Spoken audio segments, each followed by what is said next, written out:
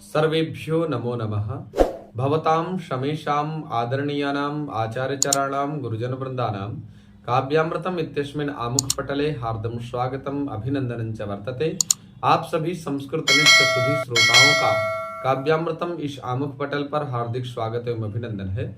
मित्रों, आज हम लोग गोस्वामी तुलसीदास प्रणीत रामचरितमानस के चिंतनात्मक अध्ययन में पुनः प्रवृत्त होने जा रहे हैं। पूर्व प्रसंग में आप लोगों ने श्रवण किया था कि मनु शतरूपा जी ने घोर तप किया। तप के प्रभाव से प्रभावित होकर के प्रभावपूर्ण परमात्मा भगवान प्रकट हुए, जिनके स्वरूप का वर्णन गोस्वामी तुलसीदास जी ने किया था। नील सरोरुह नीलमणि नील नीरधर श्याम लाजहि तन शोभा निरखी कोटि कोटि सतकाम।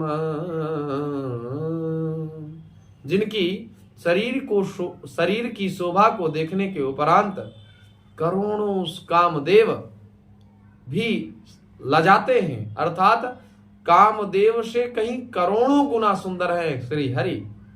क्या अद्भुत छवि रही होगी। शरद मयंक बदन छवि शिवा चारु कपोल चिबुक दर ग्रीवा अधर अरुण रद सुंदर नासा बुध कर निकर विनिंदक हासा। भगवान के अन्य अंगों की उपमा गोस्वामी तुलसीदास जी देते हैं। कहते हैं कि शरद मयंक, शरद माने शरद ऋतु और मयंक माने चंद्रमा। बदन छवि शिवा, अर्थात जिस प्रकार से शरदकालीन पूर्णिमा में चंद्रमा के स्वरूप चंद्रमा की छवि होती है, उसी प्रकार से भगवान श्री हरि का मुखमंडल है। तेज युक्त दीप्तिपूर्ण सुंदर मुखमंडल है। चारु कपोल चिबुक दर ग्रीवा, जो गाल है। चारु कपोल, कपोल माने गाल और चिबुक माने होती ठोड़ी।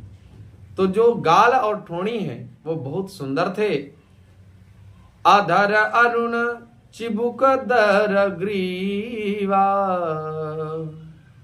और ग्रीवा जो ये कंठ भाग है, कहते हैं ये शंख के समान था, अर्थात त्रिरेखा युक्त चढ़ाव उतार वाला उनका गला था। और अधर अरुण रद सुंदर नाशा, अधर अरुण अर्थात अधर माने ऊंट, और ऊंट कैसे बोले, अरुण लाल लाल होंठ है। रद सुंदर नाशा, और दांत और नाक अत्यंत सुंदर थे।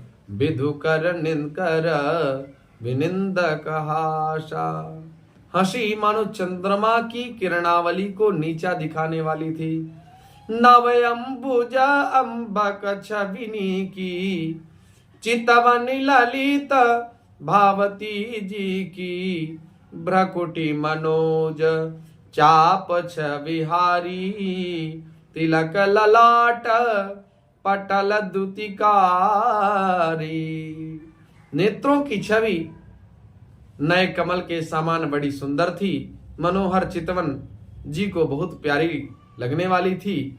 और भ्रकुटी मनोज, अगर मनोज माने होता कामदेव, तो भ्रकुटी मनोज चाप छविहारी, अर्थात भ्रकुटी रूपी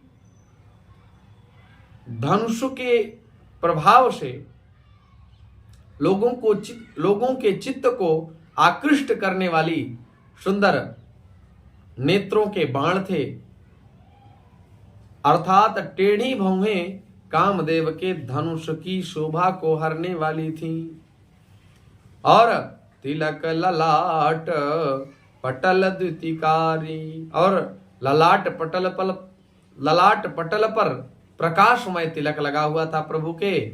कुंडल मकर मुकुट सिर भ्राजा, कुटिल केस जनु मधुप समाजा, उर श्रीवत्स रुचिर वनमाला, पदिक हार भूषण मणिजाला। अर्थात कानों में मकराकृत मछली के आकार के कुंडल और सिर पर मुकुट सुशोभित था। कुंडल केस जनु मधुप समा, कुटिल केस जनु मधुप समाजा, और उनके कुटिल अर्थात टेढ़े मेढ़े बाल थे। जनु मधुप समाजा, काले काले बाल ऐसे प्रतीत होते हैं माने मधुपों का समाज हो, मधुपों का समूह वहां पर हो। और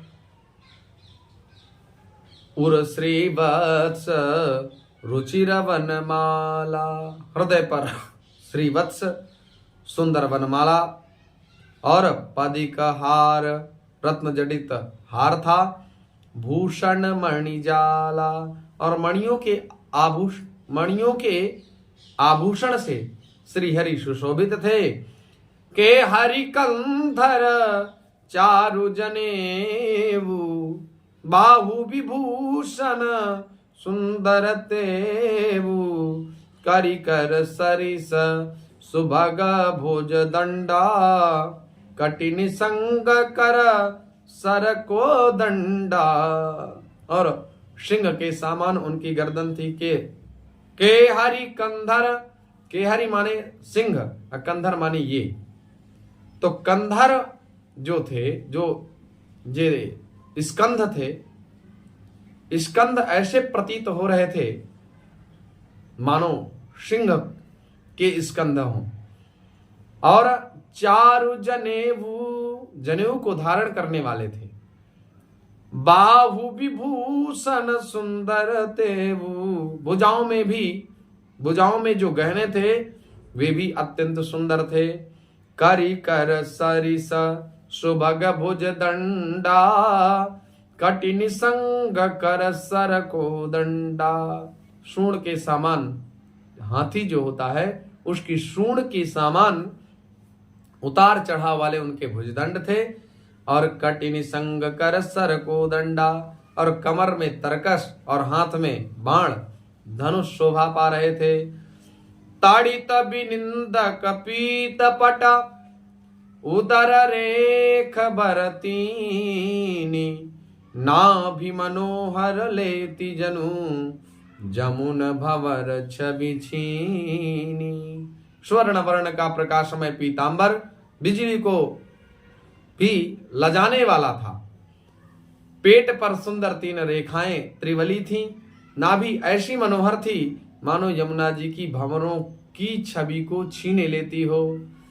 पद राजीव बरनी नहीं जाही, मुनि मन मधुप बसहि जन माही। बाम भाग शोभति अनुकूला, आदि शक्ति छवि निधि जगमूला। पद राजीव बरनी नहीं जाई, उनके भगवान के चरण कमलों का वर्णन अत्यंत वाणी के द्वारा सुलभ नहीं है। अर्थात इतने सुंदर मानो साक्षात कमल हो। मुनि मन मधुप बसहि जन माही, मुनियों का मन रूपी जो भ्रमर है तो भगवान श्री हरि के चरण रूपी चरण कमलों में नित्य परिभ्रमण करते रहते हैं। ऐसे सुंदर चरणों का वर्णन बड़ा, तुलसीदास जी कह रहे हैं, बड़ा असंभव प्रतीत हो रहा है।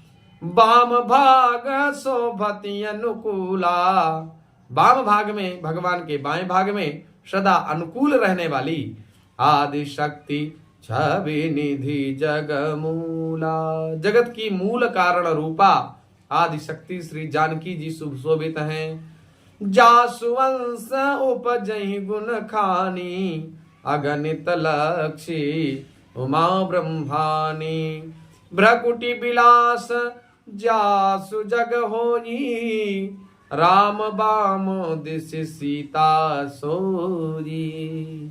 जिनके अंश से गुणों की खान अगणित लक्ष्मी, पार्वती और ब्रह्माणी त्रिदेवों की शक्तियां उत्पन्न होती हैं तथा जिनकी भौं के इशारे से जगत की रचना हो जाती है, वही भगवान की स्वरूपा शक्ति श्री सीता जी श्री रामचंद्र जी की बाईं ओर स्थित है।